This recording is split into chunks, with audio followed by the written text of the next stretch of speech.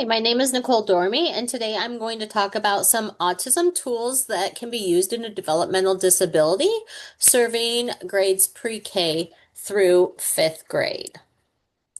So, why have an autism toolkit? We can benefit from this toolkit to have quick evidence-based practices to use that support children with autism. It can improve behavioral issues because we can have supports like visual schedules, timers, token systems that help with that behavioral piece. It can enhance student engagement. If we are meeting students' needs, whether those be sensory needs, behavioral needs, emotional needs, then students are going to be more engaged with what is going on in the classroom or whatever environment you're working in. It can support inclusive practices. If we can find tools that help children on the spectrum, that can help them in general education population, maybe on field trips, different things like that, then that's going to support that inclusion. And it saves time by having these tools ready. We know what can work and what can be quickly implemented. So this toolkit helps create a supportive, predictable environment for students, leading to better outcomes for our learners. Diagnosis. Diagnosis comes from many different areas. So it involves developmental pediatricians or psychologists. They might be using tools like the ADOS tool. They'll use the criteria for the DSM-5. You'll want to gather developmental history. So from parents, caregivers, whoever that might be, milestones, delays, patterns that they see. We'll want to look at observations and see any behavioral challenges that happen in different environments. So this could be at school, or this could be at a daycare, at home, anywhere you can gather some observations. Then we have the standardized assessments, again, the ADOS 2, the CARS 2, parent teacher input, anybody that is close to the child that can talk about them and give any insight. We'll want to look at multidisciplinary evaluations, so evaluations from speech therapists or OT, any other professionals that they might have. And so we want to gather all this information from all these different sources and these assessments, and that is how a diagnosis is made, not just from one specific area. Characteristics of autism spectrum disorder. So social communication, they can have difficulties with these, difficulties with back and forth conversations, especially if they're of a topic that is no interest to them. They have trouble interpreting body language, nonverbals, and understanding sarcasm. We can see repetitive behaviors and interests. So this might be stimming, hand flapping, spinning, verbal stims, things like that. They might have intense interest. They might hyper focus on certain things, toys, people even. Sensory sensitivities, they might avoid or seek certain sensory things like lights, sounds, textures, or smells. Some strengths that we can see with ASD, they have great attention to detail that a lot of people overlook. They'll notice patterns, small differences, things like that. They can have very strong memory skills, so they might really remember a lot of different dates, or they might have specific routines, or if there's a specific area of interest in sports and things like that, they might have a lot of stats that go along with those. They are honest and direct. I love this about children on the spectrum. They just are truthful and straightforward and just tend to tell you how things are. They can be logical thinkers, so they have strong analytic skills. They might be great in math, computer coding, problem solving, things like that. They can be very creative, have creative minds, again, focus on special interests. They might have just topics they are really interested in and know a lot about that topic. Some challenges we see again are communication differences. They might have limited speech. They might have no speech. They might be nonverbal, struggle with back and forth conversations. They struggle with social interactions. These can be really stressful for them as they don't pick up on social skills, cues, and body language. And they might just not have those social skills to carry on conversations. And there's a lot of unwritten rules in conversations that they might not have. Sensory sensitivity, again, they might be super sensitive to sounds, so loud environments are difficult for them. Classrooms with fluorescent lighting, if they're sensitive to light or outside in the sunshine, different things like that. Or they might be seeking these sensory input that they're not able to gain in that environment. And so they might need more sensory input. They can have difficulties with change or transitions. Some really like their routine. So if it's a routine that they're not familiar with, this can be hard. It can be very difficult to transition from something they really enjoy to something they might not enjoy as much. So that can be challenging as well. So a couple tools that I use in my developmental disability agency that I want to talk about today are visual schedules, augmentative and alternative communication, and adaptive seating. Visual schedules, they're a tool that is very easy to implement in many different environments. It can be using pictures, symbols, words, depending on your student's need. If they are not capable of reading yet, then pictures are a great idea. And then if they're more advanced and they read very well, then it can just be words. So these are very customizable to your students' needs. I have provided 3 links. These are all free visual schedules.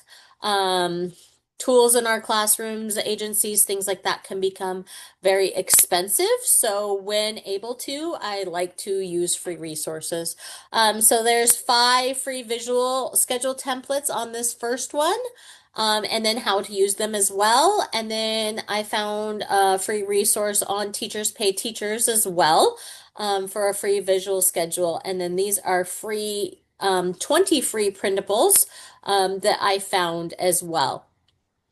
So these are all very different. Again, you can have one that is specific to the child that maybe they keep at their desk. You can have one up front of your classroom that has the schedule of what the day is going to look like.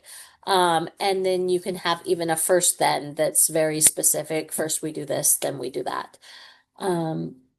Our next tool that I want to talk about is augmentative and alternative communication devices.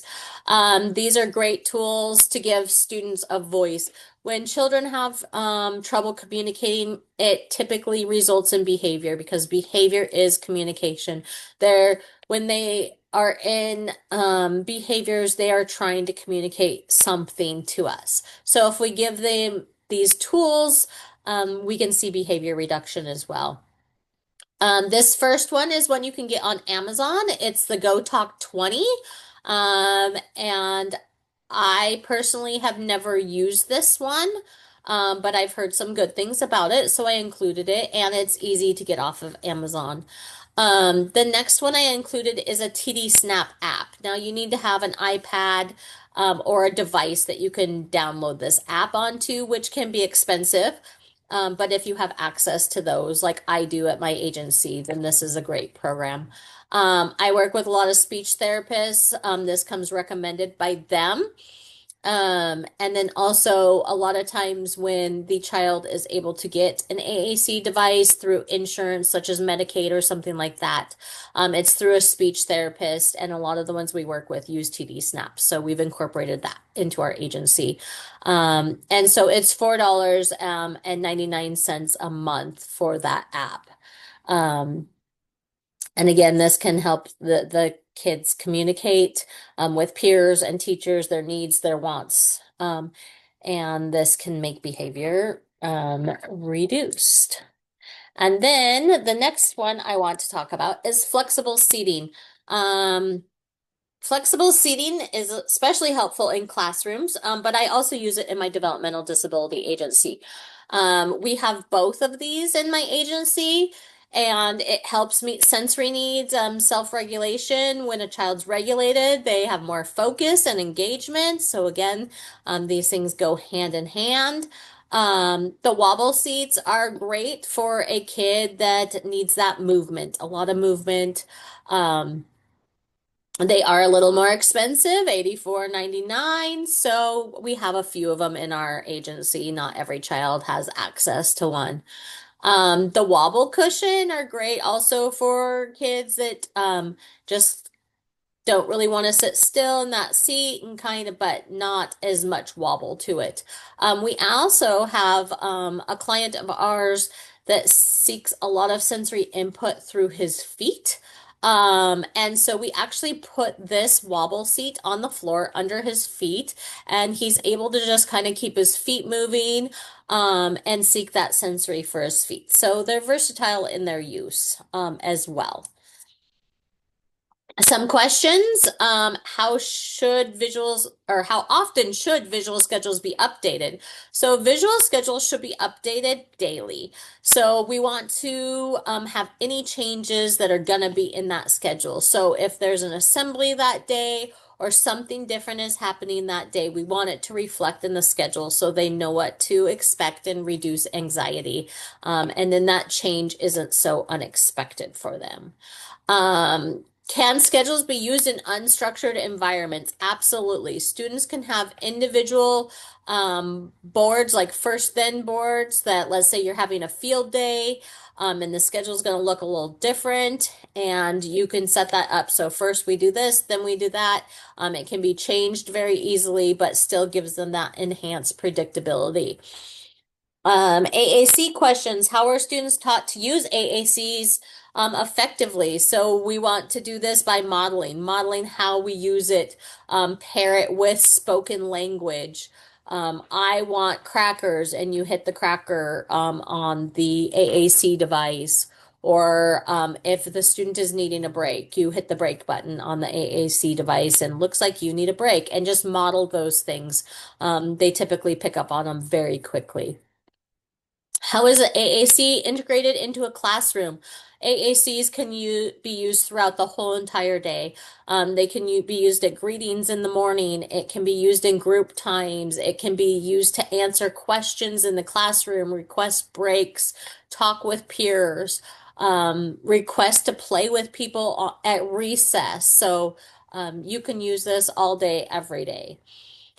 Flexible seating. How do you know what the best option is for a student? Observation is going to be huge in this decision. Seeing how they're seeking that sensory input. Again, we have a client that likes that sensory input with his feet. So we learned the wobble seat best suited him with having it under his feet, and it works beautifully. What expectations are set for using flexible seating? You'll have kids that want to, in their wobble seat, maybe goof off and fall off of it or something like that. So you always want to have expectations, pre-teach how they use these tools and what your expectations are. Additional resources that I have provided. Here is an autismclassroom.com. There was a lot of visual supports, how to use visual supports, different visual supports listed on this website. The two I've provided for the AACs are companies that have apps for AAC devices. So AssistiveWare is Proliquo Go. This one is also very commonly used. And then this Tobai one that's next is the TD Snap. These both have great training videos on these websites. You can learn more about the AAC devices, how you can qualify for them, different things like that. And then I have included a website for alternative classroom seating. This gives all different sorts of alternative seating that you can provide in your classroom as well. So what I learned putting this toolkit together, I didn't learn these tools aren't new to me as I use these tools every day in my developmental disability agency, but it just reinforced really why we're using these tools and how it helps our clients here. So visual schedules, again, reduces anxiety, increases independence. If they know what's next on the schedule, they can initiate that themselves. They don't have to rely on prompting. It can make transitions smoother because again, that enhanced predictability. They know what's coming. They know they're going to have to go from snack time to math. They know that's coming up. AAC devices, again, we're giving words to kids that might struggle to communicate, and this reduces behaviors. It's so frustrating when they can't tell us their needs. So this just gives them a voice. They're able to interact with their peers, create those social things that are important in their skills as well. Flexible seating, again, this is meeting their sensory needs and helping them be able to regulate and focus more. One of my favorite things to do is collaborate with teachers. I go to a lot of IEP meetings, things like that with parents of my clients, and I share with teachers the tools we use in our developmental disability and what works good for the students. So maybe they can incorporate those into the classroom to help the client out. So again, this toolkit just reinforced for me that these tools can be used in the classroom as well, and it's important to collaborate with teachers. Here are my resources, and thank you for listening.